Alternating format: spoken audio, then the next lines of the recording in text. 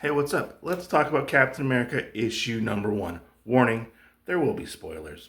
So our story starts out with a big tragic event. We see this young boy witness the towers fall on 9/11. He is there the day of this happens. Our story jumps ahead a couple years. We've come to find out that Captain America has recently been unthawed from the ice, being found by the Avengers. He is actually in this little diner and drinking some coffee, going about his day, and he is trying to figure out where he fits into this world. And he actually hears about this shooter who happens to have a bomb on him, and he attacks some cops. He goes to investigate, and he ends up actually chasing down this bomber, who he finds out, oh, he actually has some skill. He must be a soldier.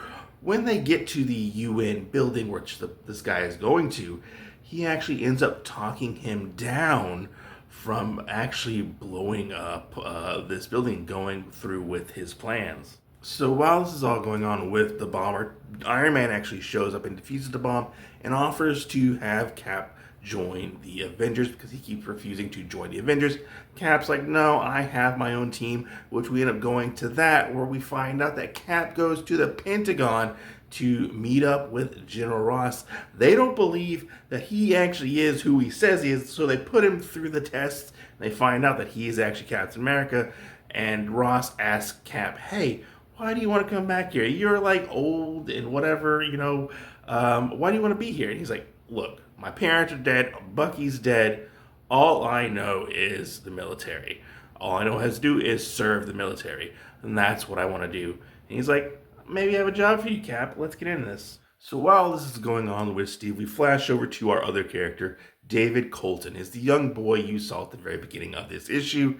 He's actually all grown up now, and because of what happened in 9/11, he has decided to go fight in the war on terror, which he is not wanted in the military whatsoever. He very much mirrors the Steve Rogers experience with what happened to Steve. He gets beat up so bad while in basic training. He gets sent to the hospital, and he gets this guy, who's a mysterious guy, he offers him a way to become the soldier he always wanted to be. So we switch back over to Steve Rogers getting ready, prepping for his mission that he's about to go on, where he is going to Latveria to try to find the kidnapped important people from the U.S. Embassy in Latveria and going to go up against Dr. Doom. He meets up with these new members of the Howling Commandos, where they're missing one of their members, and we come to find out that this missing member is David Colton. And we switch back to his perspective, and we end up finding out that he actually is a Captain America when the war on terror was going on, and we see the fall of Saddam happens, and that's where this issue ends. All right, so let's take a look at the internal artwork for this book. There's your creative team right there. Give them all the love. I just have to say, man, the artwork in this is really, really well done. I love all the colors. They're just, I feel like, I don't know what to say, it's like so timely or something, but like it just really pops. I feel like art-wise, like the artwork in this is very, very solid. I love the portrayal of Captain America and stuff. Like this action scene like totally hits on point, and it very much like throws me off guard because like it doesn't end in like a big explosion or anything. He just talks the guy down, which I really liked. And I love seeing Iron Man in this like retro style armor, which was really cool.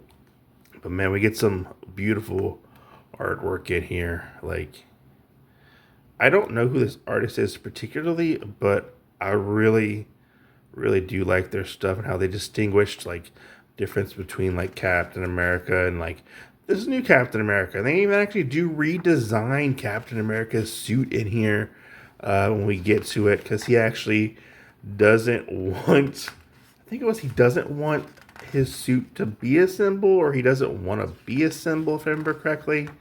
It was really interesting. He like gets a whole new suit in this issue, which here it is right here, where he gets his new Captain America suit, which is a really interesting design, I have to say.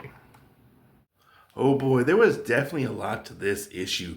I didn't actually get to cover all of it in my synopsis at the beginning of this video, but I have to say, this is a really interesting story, I feel like, to put Captain America into, where he is basically unthawed post 9/11 and seeing how he interacts with this world, which is I found really interesting. Like, I love the whole man at a time aspect. That is one thing I feel like we kind of don't always touch on anymore with Captain America, since he's had so many years to be Captain America and stuff like that.